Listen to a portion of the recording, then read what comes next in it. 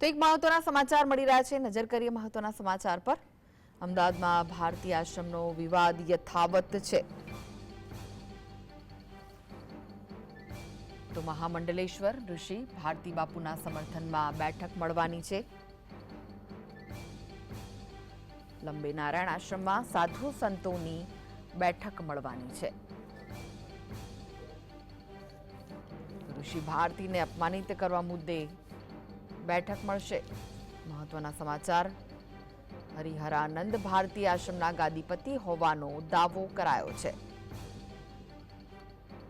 અમદાવાદમાં ભારતી આશ્રમનો વિવાદ હજુ પણ યથાવત જોવા મળી રહ્યો છે, કોઈ નિવેડો નથી આવ્યો અને મહામંડલેશ્વર ઋષિ ભારતી બાપુના સમર્થનમાં બેઠકનું આયોજન કરવામાં આવ્યું છે। તો આ વિશે વધુ માહિતી માટે જોડાઈ ગયા છે સંવાદદાતા વિરેન્દ્રસિંહ ભાટી। વિરેન્દ્ર, શું છે વધુ વિગતો આ સમગ્ર મામલે?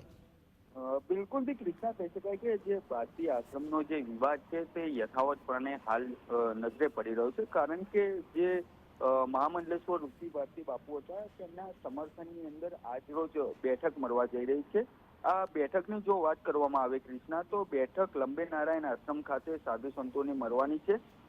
તેની અંદર અનેક સાધુ સંતો પણ હાજર રહેવાના છે, પરંતુ જે હરિહરાનંદ ભારતી બાપુએ ભારતી આશ્રમની જે ગાદી લીધી છે તેની અંદર હરિહરાનંદ ભારતી આશ્રમના જે ગાદીપતિ હોવાનો જે દાવો કરવામાં આવી રહ્યો છે તે દાવો કેટલો સાબિત થાય છે તે જોવાનું રહેશે, કારણ કે આ જે બેઠક મળવાની છે તેની અંદર મહત્વની બેઠક કહી શકાય, કારણ કે ઋષિ ભારતીને જે અપમાનિત કરવા મુદ્દે આ બેઠક કહી શકાય, કારણ કે અત્યાર સુધી બેઠક કરવામાં ના આવી અને જે આ સાધુ સંતો આજે મળી રહ્યા છે ને ક્યાંક આ જે મુદ્દો છે તેનું નિવારણ આવી શકે તેવું લાગી રહ્યું છે। કૃષ્ણા જી, આભાર વિરેન્દ્ર સમગ્ર માહિતી આપવા માટે।